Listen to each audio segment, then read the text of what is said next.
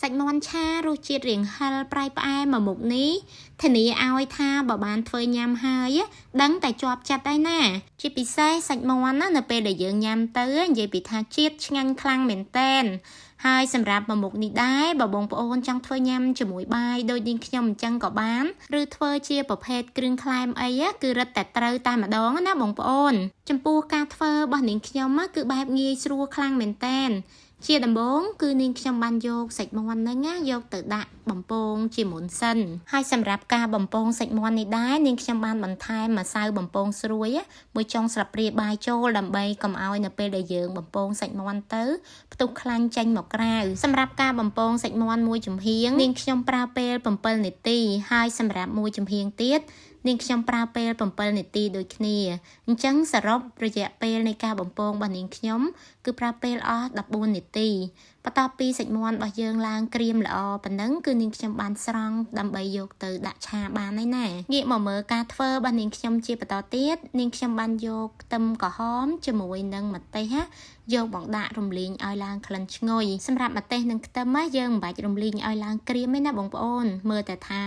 ឡើងក្លិនឈ្ងុយល្អហើយគឺយើងអាចស្រង់យកទៅដាក់ឆាបានហើយចំណែកឯម្ទេសនិងខ្ទឹមគឺនាងខ្ញុំបានយកមករំលីងឲ្យឡើងក្លិនឈ្ងុយតែមិនបាច់ឲ្យឡើងក្រៀមទេណាបងប្អូនមើលតែថាជះក្លិនឈ្ងុយហើយនាងខ្ញុំបានដាក់ស្ករត្នោតមួយចុងស្លាបព្រាបាយចូលរួចយើងកូរស្ករត្នោតចុះឡើងមើលតែថាស្ករត្នោតរបស់យើងហ្នឹងជះក្លិនឈ្ងុយយើងដាក់គ្រឿងផ្សំបន្ថែមទៀតបានហើយណាសម្រាប់គ្រឿងផ្សំមានដូចជាទឹកត្រី1ស្លាបព្រាបាយប៊ីចេង1ស្លាបព្រាកាហ្វេម្សៅស៊ុប1ស្លាបព្រាកាហ្វេកន្លះប្រេងខ្យង1ស្លាបព្រាបាយហើយនិងទឹកស្អ៊ីវសម្រាប់ឆាកន្លះស្លាបព្រាបាយរួចនាងខ្ញុំបានបន្ថែមទឹកធម្មតា2ស្លាបព្រាបាយដែរចំពោះរសជាតិគឺយើងយករសជាតិរៀងហិលប្រៃផ្អែមបានមានជាតិឆ្ងាញ់ណាបងប្អូនបន្ទាប់ពីនាងខ្ញុំបានដាក់គ្រឿងផ្សំជាមួយនឹងគ្រឿងក្រូវត្រូវចាត់អស់ហើយគឺយើងអាចចាប់ផ្ដើមចាក់សាច់មាន់ដែលយើងបានបំពងទុកអំបញ្ញមិញចូលទៅក្លុកជាមួយនឹងគ្រឿងហើយចំពោះសាច់មាន់នេះដែរពេលដែលយើងក្លុកជាមួយនឹងគ្រឿងហ្នឹងគឺយើងប្រើពេលអត់យូរទេណាបងប្អូនប្រហែល4ទៅ5នាទីអីគឺវាខំជាប់ជាមួយនឹងគ្រឿងផ្សំហើយណាជាពិសេសគឺលើរសជាតិនឹងតែម្ដងបងប្អូននិយាយពីថាសាច់មាន់របស់យើង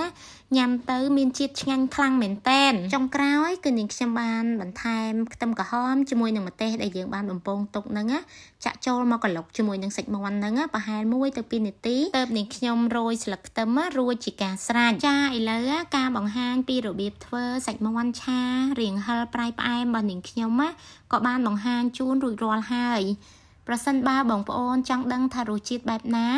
អាចសាកធ្វើញ៉ាំតាមវិធីរបស់នាងខ្ញុំនេះបានណាសម្រាប់រសជាតិនាងខ្ញុំធានាថាពេលដែលបងប្អូនបានធ្វើញ៉ាំហើយដឹងតែជក់មាត់ហើយណាជាពិសេសគឺលើគ្រឿងផ្សំនឹងតែម្ដងបងប្អូនអើយនិយាយពីថាញ៉ាំទៅឆ្ងាញ់ខ្លាំងមែនតែនហើយសម្រាប់ការបង្ហាញមុខម្ហូបរបស់នាងខ្ញុំថ្ងៃនេះមានតែប៉ុណ្្នឹងទេអរគុណ